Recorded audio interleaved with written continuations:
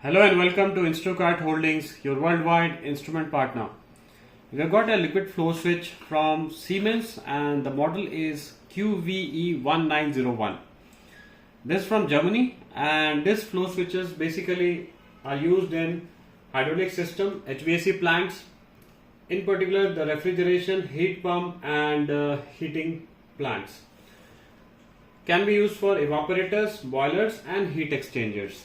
So this switch basically works on the principle of on and off, and this has got a contact load or switching capacity of maximum AC 230 volts 1 amps and DC 48 volts with 1 amps. This got a nominal pressure of PN25 and a manual setting of contact time NONNC. It has got a housing or the IP rating as IP65, and the best part of this flow switch is that it is a maintenance free device.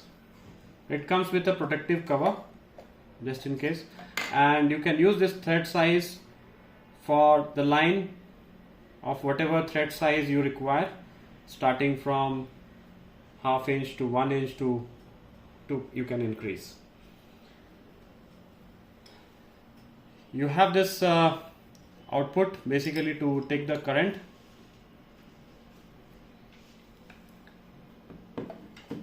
For more information on this flow switches, you can always reach our expert at instacart.com.